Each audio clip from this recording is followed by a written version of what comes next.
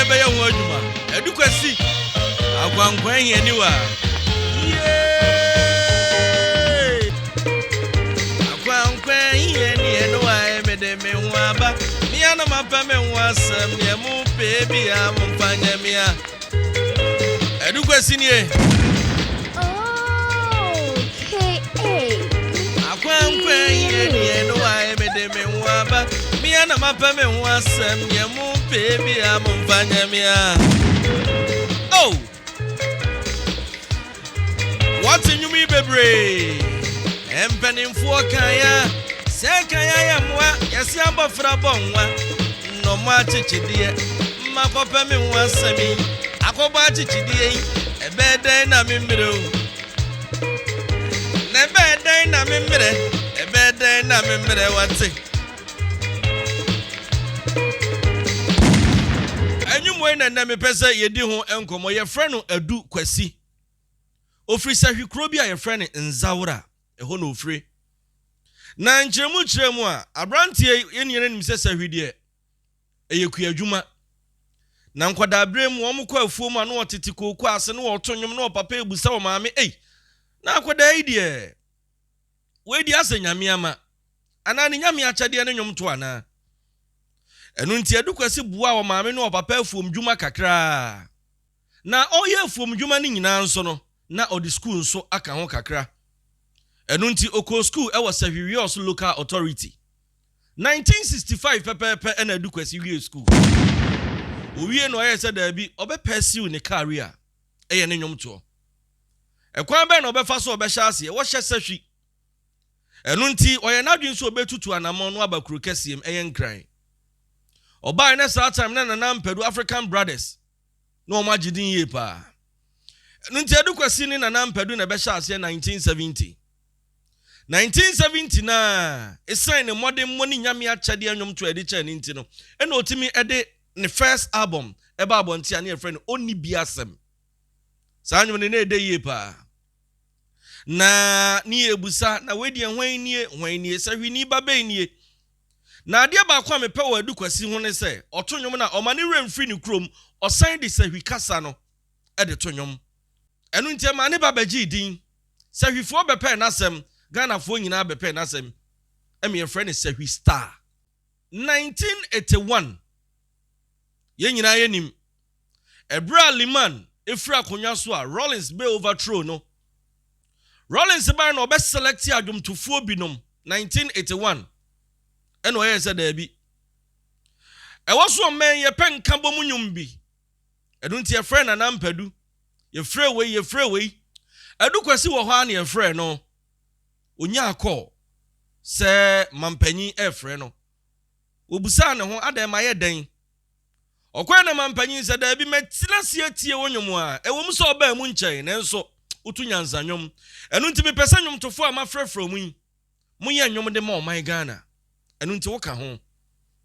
enu nti na Nampadu ye ne de obi a ye ne de edu Kwasi nwom a oyeye ne efrɛ enwom no o man be yeye minuanom Ghana fo o man be yeye ni media mi bisa se o man be yeye ni Ghana mrantie ndi Ghana be yeye ni ene mi sisi e man be yeye a nefi yanyara na enwom no ebe hiti the whole Ghana enu nti ema nipa bepe na sempa Abranti ya make me pacho ya wanuanom wotwe ene kan ho no ne ka ho ma ne ye nkono enu nti edu Kwasi ni nuanom eye nkono ono no be wo ma mako 7 enu nti edu Kwasi sabra me no kasai o ma mako nso papa nkyeremu a ontwero nwom na yonku musicians fo bedi na dance ye se oni edu Kwasi rest studio a de hia ne so be ma ne beat umpie unkomra no aye verse 9 one no de atoso enu nti edu Kwasi entworo nwom isi da se bi obenya ne da yesum ana so na mo ebesi ni trim na cheso rest studio no akwakoye die nti a ene yatena se eye nwum wi Ankwankwaa Hiani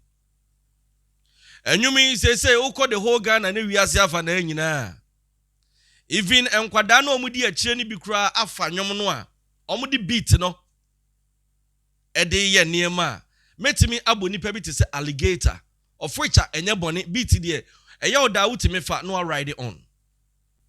Enunti enyumia be popular pa. Oko TikTok, Instagram, Facebook. Baby a. Said the amanfo si bi de nwumwe edi asa teacher ne se asem bi ato obi anase bi oman mu panyi bi ho akwakodi nsensem enwumwe ene ye de to ase. Aside that, utie nwum na enwum na ede yie pa.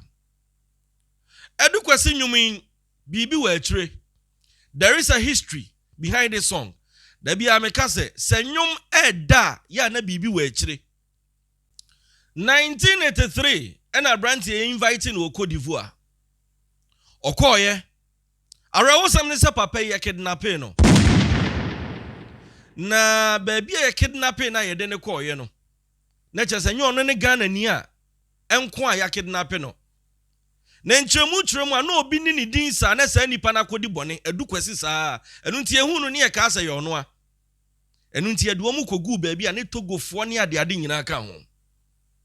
Papa enwo kochiri ni yie pa eno achiri ene ma na bebo onwumwe Ankwankwaa Hiani mede me ho aba. Na de nam so ma ye gyae ninie. Ese Edu Kwasi ahobrase a ye kidnapping no ho ne se de osi kasa wo no mo. Da bia me kasa yesa masa ebiebia apono enye se bia wagimi eduru ba bia kokosa chifa Kwasi ya panyi nkyere. Enu nti wo ho ahomache ani abeyi wei ni akone yakogya ne kwan me kasa yakogya ne kwan ya megidi se wote ase. Edu Kwasi da ho dakro. Abrantia no oda ne mpa ne so. Na empa ne yesoro ne fom no onu ni efri Togo ani efre no tenam Kwasi. To ho na tenam Kwasi ka kire ne se Kwasi. Se die esi bi yi kofo ahomache gya wo mu kwan die anhwa me nche. Because me gya busuafo ofie me bae ma dwene ho akora ama sabe anhwa ye nkokume anhwa me amewu. Ena Edu Kwasi ka kire tenam se hwe no wanka saa na me die minim se nya den a ye begyan. Tenam Kwasi ka kire Edu Kwasi se minim se anhwa wo ye begyawo ye nya wo hwe na mi mom die ahaya ene ayonkofa ne ntembete. Ampade achi Edu Kwasi sorry na na damfo e friend Tenam Kwasi a na oda ne soro no nu wawu. Na anopa na nu wawu no owa ne ebebo ni din Edu Kwasi omogana tini yam hye no no ka sa aduru ne so ye ba beku no to bo ni din sa ene yesi ene ye gya obekọ Ghana ene wasi bo mini keska moma misika ne yesi hwe wo wabodwe wai so mi ankofa homa mechechire ma wa wo se wa ma mi jem be ma ye gya o ko Arawosam ne se Edu Kwasi ba beduru ni kurom sahwi no ne ye na yiye nto ma me ne abusuafo nyina hu no no obi age bo omu nyina adwane na eno ene nam so hwe wo brani asusumpidi a wo komu a ema no ededediketi nwumwei Ankwankwaa Hiani nti nwumwei said the maker no hiti different so we kwantuni a na so ho akodi nsensem wo ba bia wuti nwumwei a kai wasem enu nti ene ne me pesa nwumwei ena me breaki a me de ema wo your friend Edu Kwasi ofri sa hwinzaura enwumi mi breaki na me de ama wo.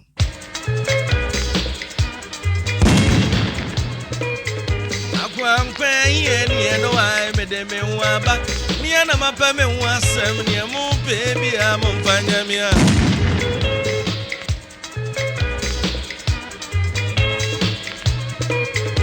Ankwankwaa Hiani eno ai me de me ho aba mi ana mapa me ho asem ne mo baby a mo mfanya mi a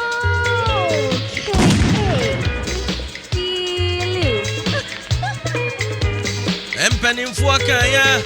se akaya ya mpa yesi abofra bonwa no mo achichidie makopa me ho asami makoba achichidie ebedan na memre o ebedan na memre wate empanimfo akaya ya mpa yesi abofra bonwa no mo achichidie no se makopa me ho asama makoba achichidie ebedan na memre ampa akwada eto aduane a otwa de ebekona no na asere wan susu aginkukusu a ne to pai se eto akwada su mpanyinsu a yagina yi aseto edu nti Edu Kwasi se mpanyinfo kan se kan ya yempa yesi akwada abonwa abofra abonwa na omo achechede enu nti makopa me ho asam na makoba achechede be den na memre eto da Obrebebrebe ni pebre. Eye wan kasa life bi a wo live. Untime peme na wo so peme. Ebasa wo bre wa abrabom. Ne me kire ni se utwa aduane atwade ebekwa no. Abrabo na ye bo no da bia meka se obia wo ne so ne de. Ni oso oje 10 cedis a month so ka so wo manage a. Ono ani hunu mu mo betimi. Na emom ebia na wo 50 cedis. Nenso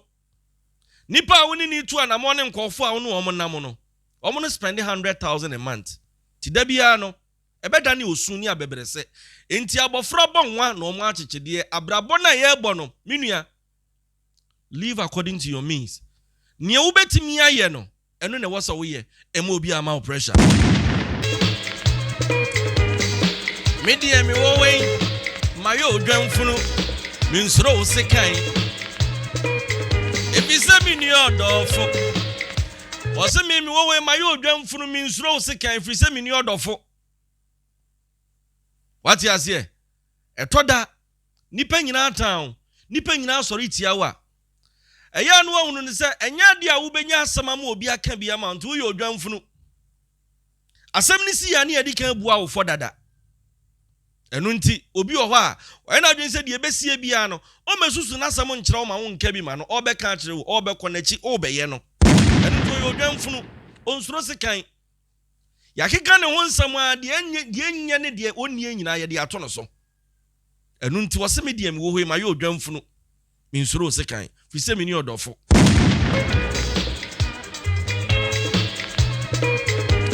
Wonua bema eja Robert se na sitina owo mu no na samwa ye mobo ah wo kwantimpomu sauma mia na mepe madonko enti ni eto mie no ai kwantimpomu sauma me feel you mia na mepe madonko enu enti ni eto me no ye kasa kwantimpomu sauma sa kwan ni ye baabi obi akwa afuo ma ho no nam ena ahoma ba besensen ho na baabi ahoma ne nso sensen ni se nipa duro ne su otwam a ne nsatimeka enu ntu obi aduru anu ode ne nsa abobi ti kwantimpomu sahoma mia na mepe madonko nti ne yeto me kwaye mu ho man konsensen wuram ma ma dwen se me ba besensen kwantimpomu mia na mepe madonko nti ne yeto me wa na apa ho saa sanse baabi ankofo nyina tie ukọ ho no baabi ankonwa ne sisie no unu baabi awiemfo tie na ye wadwen so ba betia aprima afuom enu nti ene ye twetwe wo na nkasa bempraduasa enkanya wo nkomodifo ene wo ma no wo di nkomo no wo utimu trase utimu sankofo nya size ne wo mo nanso wesen to dan hwehwe animu ene mpre ho ene apabia nya bie ntemu nti na ado ho akobon kofukuo bi afa ni etwetwe wo otukwa akwa abruchire wo ba wa unim se de ne fiesi bitie okoye na akofom gang na ado ho kobo wo mo uni ho ani ye kan wakira sem ne ye di watam ya wa na apɛ na apɛ adonko obi kwa ye 2 years nie oda na adwuma ani ni fie ene sebe na aduane kakra obedie sanso onim na chi ti kwantimpomu sahoma wa na apɛ adonko enti ne yeto no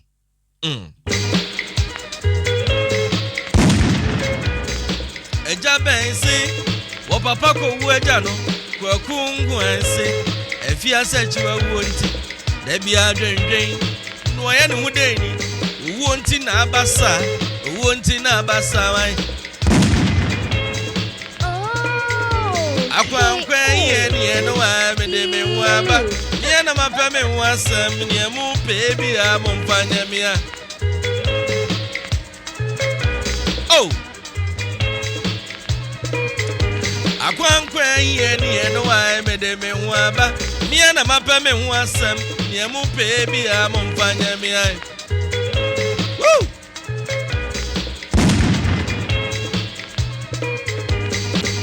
Sane wi asetie ye wo ajanka wasem o mobo wate maye kosue mu a mabepie kokromotie eni onipa nsam kokromotie fechire me na ebi nso fechire me kwantimpo mu nsanwoma montoma donko munyojo mi o edu kwesi yo yeniwa abo yenti metuku abo bi manso enu ntia na mebere akwantufu omobo se sa na wiase tie se yewu ajanka wasam omobo se yewu ajanka wasam mobo titriu eni se bia wakopi obi manso enani ho agya ni honua bi nka ho utie papa story ase de okopie mu okodivu ano eno ode ato dwomun sansan hu kodi nsensem e wonkofo nsem to se sa na wiase tie yewu ajanka wasam omobo na maye kosua mu a mabepie kokromotie ni nipa nsem kokromotie fechire me na ebi nso fechire me kwantimpo mu nsanwoma montoma donko na munyojo me to se adu kwasi me ohiani wa abo ohia nti de mabepie obi manso enu nti na mebere kwantufu omobo akwantufu omobo enu nti obi atro ne ka chi travel and see da bia meka o abrochire de ukoduru ho a obi akwa abrochire akoda ne jonki na bra bo asai it depends adwene na wo de koye no so the 10 cities wuradwom se wo kwa akodi dwa 10 cities hu dwa na wo se wudi na wo de ba ense se wudi kwade akirika sa na tie adwen be na kura wa wudi tu kwan adwen be na kura wa wo de kwa aware adwuma na ye fa na adwen be na kura wa wudi wuram akwantufu omobo etoda obi atukwan no no ye mantena me ba bie sanse se de obu no no okoduro no ohunu sanye sa na tie enu ntie etoda e wo se nipa da sane sa wote ho a wodwene wo ho na da bia se de make an live according to your means se de obra ne sibitie no yesi wiase a chenchena kura wo ne dofo enu nti sa wo wadwen se wobobo bra no ama ene wo so aye pa na wo nkofa umo obi ntamu na yemfa nto ni patentene kon ho a abrabo no betimi abo amenasi wiye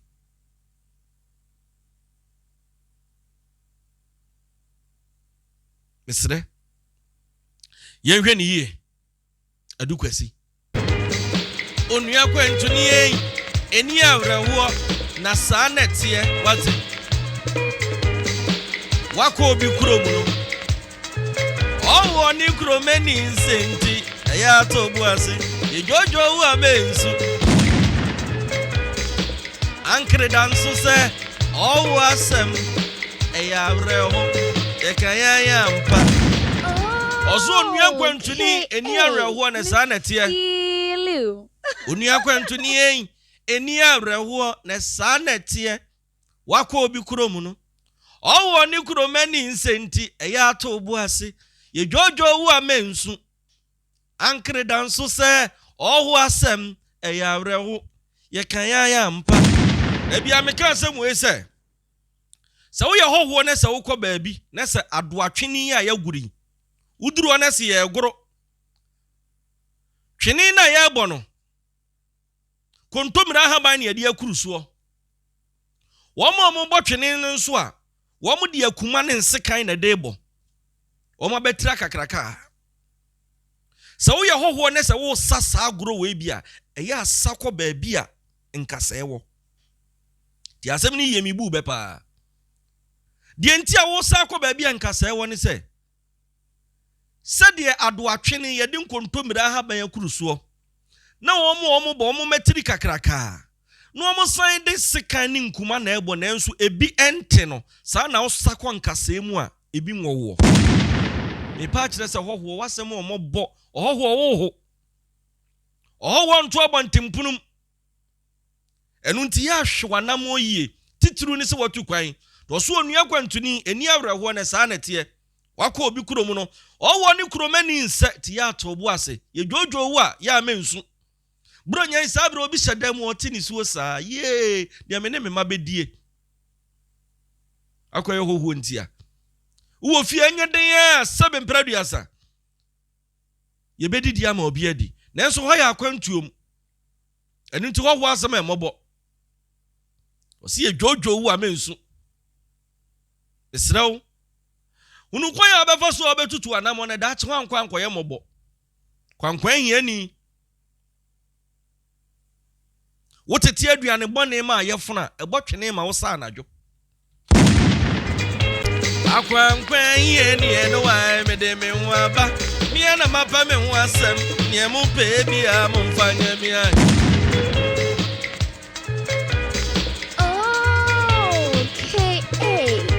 Ankwankwaa Hiani eno wa mede me ho aba mia na mapa me ho asem ne mu pe bia mo mfanya mi ai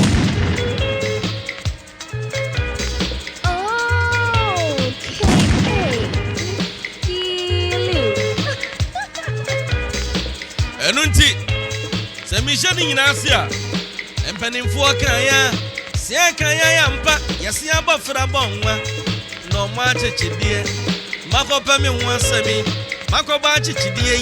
ebedan na memere ebedan na memere wate media me wowe mayo odwamfunu minsro wo sekan If you send me new odofo wonu abema eja Robert say na sitina owo mu no na samwa ye mobo wate okwantimpomu sauma mia na mepe madonko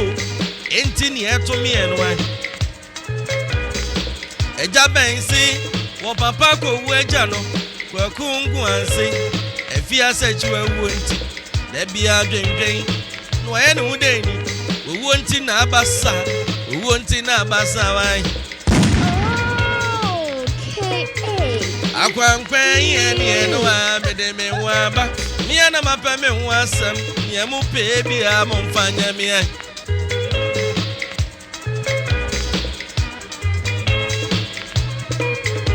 Ankwankwaa Hiani eno wa mede me ho aba mia na mapa me ho asem ne mu pe bia mo mfanya mi ai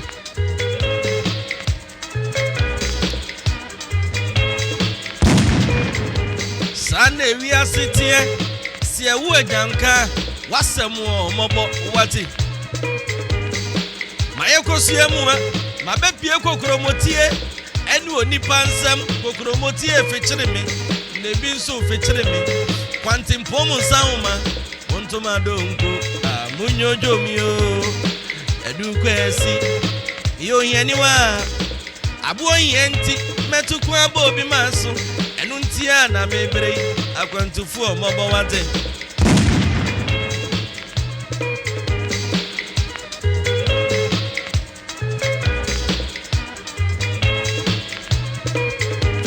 onia kwantuni ei eni awrewo na sanetie wako obi krom no owo ni kromani nsenti ayato bu ase ye jojo wu amensu eja ben si wo papa ko wu eja no kwakungu anse efia sechi ewu nti da bia dwendwen no ye ne hudeni wo nti na abasa wai ankre danso se owo asem ya rehu ye kan ya mpa Ankwankwaa Hiani eno wa mede me ho aba mia na mapa me ho asem ne mu pe bia mo mfanya mi ai enwumi papa ye friend adu Kwasi said the maka no free sehwinzaura na daroma ena de nwum we ba ya enne menye bia break ya mede ama wo ye streaming nwumi wo all digital platforms you see over YouTuber ono ankasa a create account adu Kwasi a ne nwum ni nyina ewom wadaroma yenko ne yenko streaming na papa nso nya sika kakra emfangu ne botom na enka me pon ba wonwum bia me de yi pa osi anoma woko brabeje melete ne fa koma odo se mi gina nkwanta etwen no saa no me na yemi de yi pa e be se me ti won kakra che wan sa na ma sorry day enum na de say edu Kwasi no me so call platforms ne so nyina enum no ko na ko download ne streaming na that is nyes kakra mfangu do botom oti ase onwuye misro pa Djka money transfer na make am for Ediama bomodin asa wo Canada wo US so send this card ya baga na nkwa eno na wo se we use Djka money transfer me ba cha wo send there you charge $5 free the count sika no they send their brand Ghana so yente ne capre eno ti for Android phone Apple phone no na download the application no wo send this kana use me promo code ni Djka eno na use abenye scan bi e the account there Djka amansan bu afọ come for channel ima afọ for sa ha de high life platform enye high life nko eto dan so a ensem a ACC ye dibi ebro na imum ye ka no ne kwan so sa enetie me da se so oje bre na hwe me ebia na wo peme ene me edi nkomo a me number na 0244 547468 0244 547468 in terms of advertise 0244 547468 me da se makraw bye bye